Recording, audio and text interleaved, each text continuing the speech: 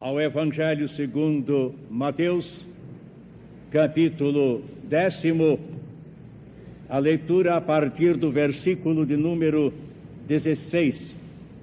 O Senhor Jesus Cristo comissiona os seus discípulos para a tarefa que hão de realizar neste mundo, instruindo-os sobre a natureza desse ministério e prevenindo-os contra os riscos inevitáveis da empresa.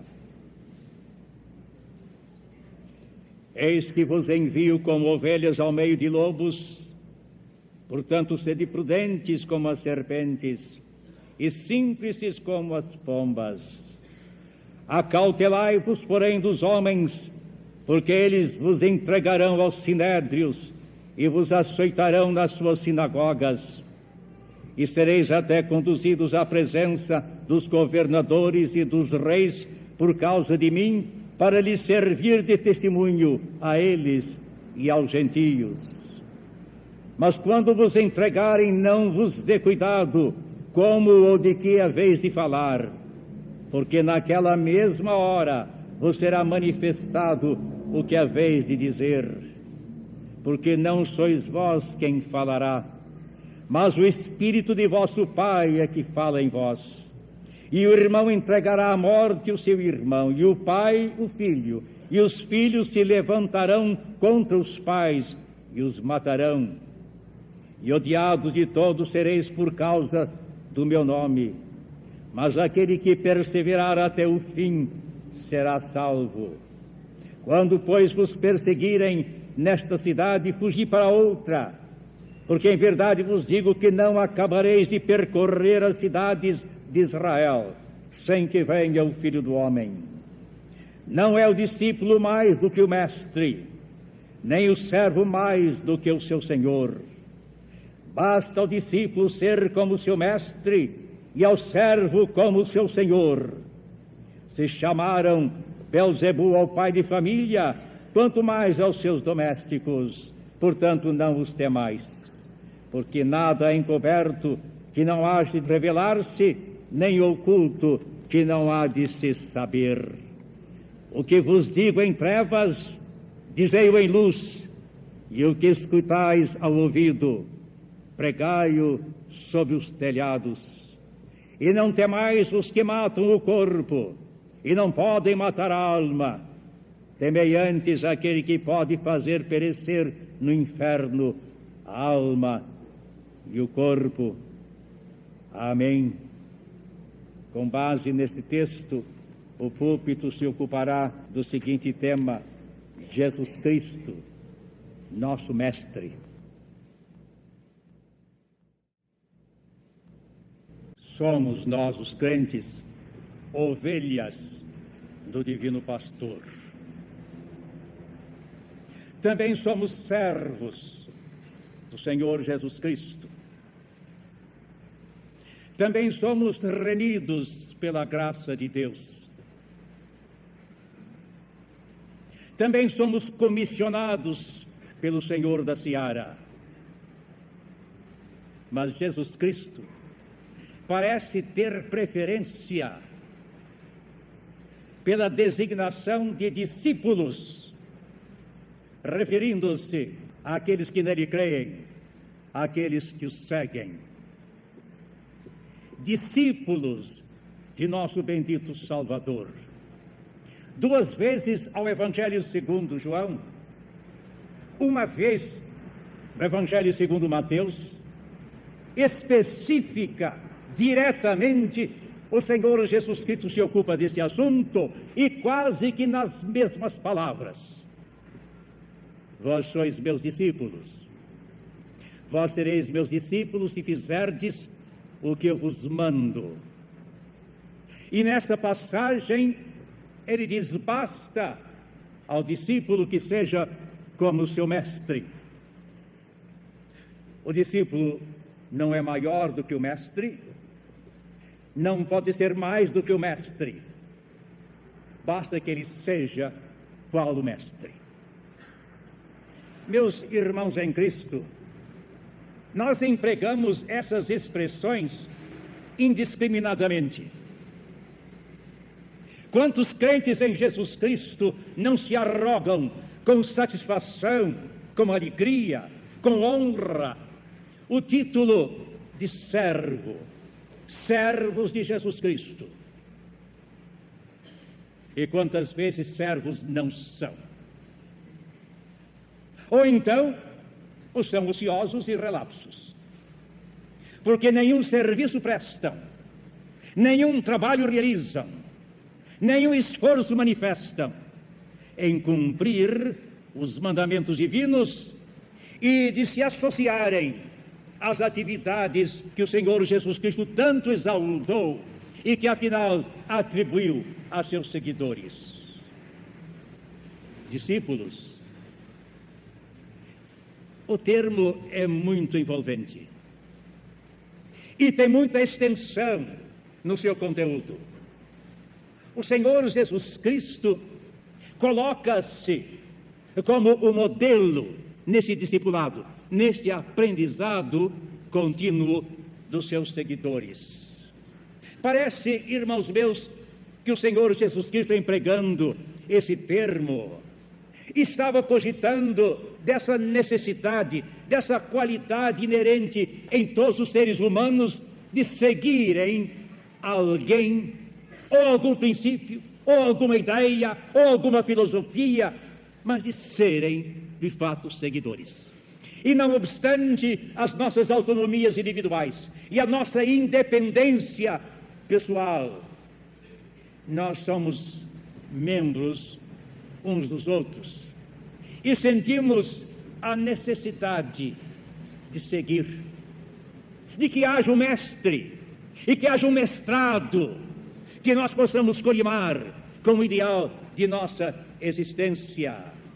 Talvez seja essa qualidade inerente em a natureza humana que explique a facilidade do surgimento de caudilhos e de ditadores, que são os exploradores, e no mau sentido do termo, dessa qualidade humana de seguir, de aprender, de colimar o conhecimento, a excelência, a qualidade de quem merece esse aprendizado, esse discipulado. Mas esse discipulado só se realiza na plenitude em nosso Senhor Jesus Cristo. Não há ser humano que nos sirva por mestre, no sentido em que Jesus Cristo o é. Não há ser humano que nos sirva de modelo suficiente em todos os aspectos, como Jesus Cristo serve. A ninguém nós podemos seguir cegamente confiantes na idoneidade e na capacidade de direção. Nós havemos sempre de reter alguma reserva, alguma reticência. Havemos de manter sempre a nossa independência de ação e seguir a alguém e obedecer a alguém até certo ponto. É por isso que diz a Escritura: ai do homem que confia no homem. No aspecto de confiar plena e incondicionalmente, de fazer de alguém o seu mestre supremo, quase o seu Deus. Não há seres humanos que tenham qualificações para isto. Já citei desse púlpito a experiência com um nobre crente em Jesus Cristo, que muito estimávamos e respeitávamos, quando em um momento de fraqueza e de insuflação emocional, dizia-me que ele estava fanático por determinado partido político, por determinado candidato político. Apaixonado foi o seu termo. Não, foi uma fraqueza, foi uma exacerbação emocional. Nós acompanhamos, aceitando, seguindo, aprendendo, louvando os mestres humanos, mas só até certo ponto. Mestre todo suficiente é o Senhor Jesus Cristo, e é por isso que ele se apresenta como tal. Vós os chamais de mestre, e eu o sou. E como ele vai dando lições a estes seus discípulos, ele havia de dar mesmo nas proximidades desse texto, um pouco mais adiante, aquelas lições de humildade. Lavando ele, o mestre, os pés a seus discípulos, ensinando-os que o caminho da grandeza era pela trilha da humildade. Aquele que quiser ser o maior entre vós, seja de todos o serviçal. O que mais sirva, meus irmãos, caminho para a grandeza na vida cristã, no reino de Deus, não consiste senão em serviços prestados espiritualmente em humildade. Nem os títulos, nem os diplomas, nem qualificações sociais, econômicas, políticas, culturais, quaisquer que sejam, são credenciais para colocar em alcantis elevados os seguidores de Jesus Cristo. Um dos homens poucos, elogiado por Jesus Cristo e apresentado como talvez o de maior grandeza, distinguiu-se pela sua humildade, alimentando-se dos alimentos silvestres e vestido com as toscas roupas de couros, vivendo ao relento, a bem dizer. E dizia o Senhor Jesus Cristo: dos filhos de mulher, nenhum maior do que esse. A humildade de um serviço prestado com absoluta fidelidade, dedicação e espiritualidade é o caminho para o engrandecimento. Qual o maior cristão que conheceis vós, meus irmãos? Qual o mais notável crente do vosso conhecimento? Não é aquele que arroga ares de santidade, não é aquele que faz publicidade, espetáculo de sua piedade, não. É aquele que de todo o coração, de toda a alma, de todo esforço possível, serve a Jesus Cristo na sua igreja, no seu reino, aqui na terra. Passo, meus irmãos, rapidamente para a segunda observação que faço sobre esse discipulado.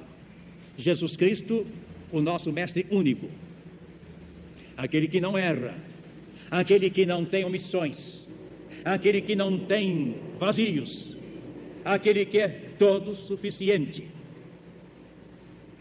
Um discipulado que nunca termina. Crente algum, discípulo de Jesus Cristo, pode tomar o livro sagrado e dizer: pronto, terminei, sei tudo que aí está. Temos ouvido muitas pessoas dizerem isso, mas não são crentes, nem conhecem a Bíblia. Não o crente, sempre seguindo os passos do mestre, sempre dele aprendendo.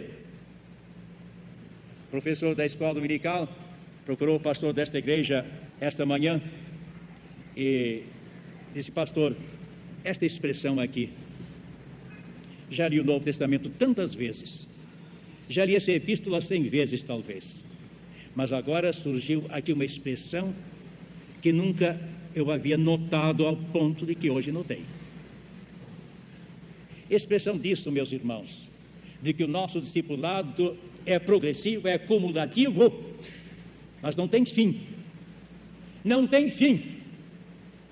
Não teve para as figuras exponenciais do conhecimento da palavra de Deus, como por exemplo o apóstolo Paulo, que confessa a sua limitação e o seu desconhecimento de muito que ele desejava conhecer e que um dia ele conheceria, como ele era já conhecido, mas não conhecedor. Não há ponto em que o crente chega, não há situação no discipulado que ele alcance que possa dizer: eu hoje colo grau no aprendizado do Evangelho, no discipulado de Jesus Cristo. Agora mestre sou eu, e professor, e doutor. Não, irmãos meus, sempre discípulos, sempre aprendendo, sempre auscultando, sempre recebendo novas luzes do Divino Mestre. Mas, meus irmãos, este aprendizado tem a sua plena fruição na vivência, no comportamento do crente. Ser discípulo não é apenas conhecer, não consiste apenas em saber, mas em conhecendo, sabendo, viver. Longe de mim, irmãos meus, e longe desse púlpito, reduzir ou tentar reduzir a vida cristã a um processo ético, a um regimento moral, para regular as nossas ações, as nossas atitudes, o nosso comportamento. Não. Essa tendência que existe, essa teoria que pulula por aí, é muito assim da heresia de salvação pelas obras. Entretanto, meus irmãos, uma e outra tem uma substância de verdade irrecusável. É que o discipulado, que é aprendizado, que é conhecimento, que é apreensão da verdade do Evangelho de Jesus Cristo, há de produzir, por ser dinâmica, os frutos em o nosso caráter, em nossa personalidade, em o nosso comportamento. Nós temos muitas evidências disso. Um crente há dias viajava em um táxi nessa cidade e entabolou conversações com o motorista, com alguma limitação. É preciso ter cuidado com conversa com o motorista nessa cidade de tráfego louco como é. Entretanto, ele foi conversando e, a certa altura, ele se identificou como crente. Disse: eu sou crente em Jesus Cristo, sou membro daquela igreja batista ali no Estácio. O motorista disse: eu já sabia. Não era preciso o senhor dizer. Alguma coisa no semblante, alguma coisa na tonalidade da fala, alguma coisa no teor do que se dizia ali, transmitia o Evangelho naquele discipulado que marcava aquela personalidade. O Evangelho de Jesus Cristo, meus irmãos, é vida. Vida eterna, dizemos nós e pregamos nós com muito acerto, com muita felicidade. Mas é vida presente de igual modo. É uma incoerência alguém esperar numa vida eterna de santidade e beleza moral e aperfeiçoamento contínuo na semelhança de Jesus Cristo. E nesta vida não ter disso preocupação, nem ter disso interesse. E viver como se discípulo não fosse. E viver como se a verdade não conhecesse. E viver como se a palavra de Deus não fosse algo vivo e poderoso e transformador.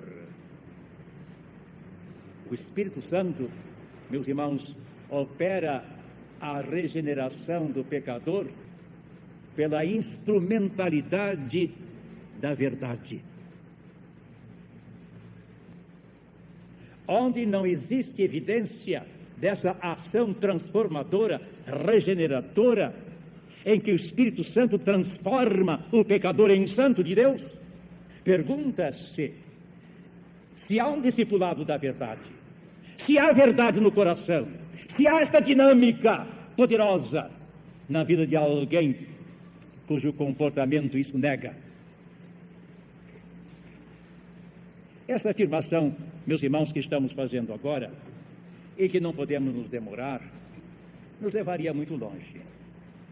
O testemunho do Evangelho na vida do crente, a influência do crente na contextura da vida social, tierna em todas as áreas, meus irmãos, é um assunto angustiante. E nós somos discípulos de Jesus Cristo, na medida em que nós levamos esse Cristo que está em nós, essa verdade que nós possuímos,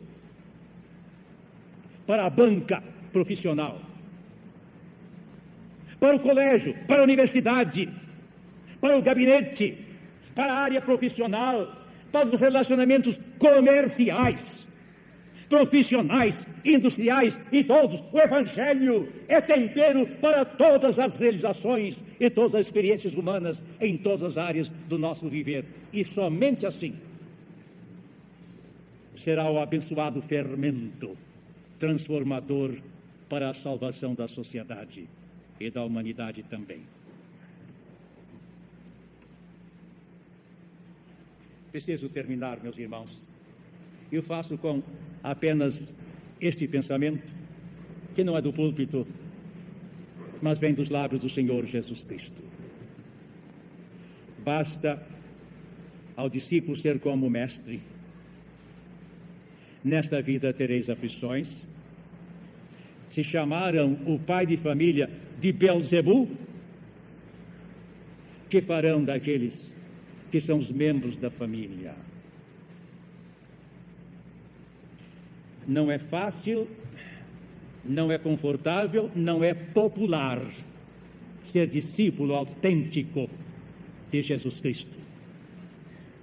O mundo ama e aplaude os seus e discrimina contra os que dele não são. A começar pelo mestre, que sofreu discriminação atroz e crueldade e ódio. O mesmo farão convosco, dizia o Senhor Jesus Cristo. Algum irmão obtemperaria que os dias de perseguição religiosa acabaram. Depois da Inquisição, depois da Idade Média, não há mais perseguição religiosa. Meus irmãos, no século XX, há muito mais do que então. Muito mais discriminação e oposição e perseguição religiosa do que há 5 séculos passados, empregando outros métodos. Não porque a perseguição tenha se apurado e acrisolado, não. É porque os métodos de então não seriam hoje permitidos.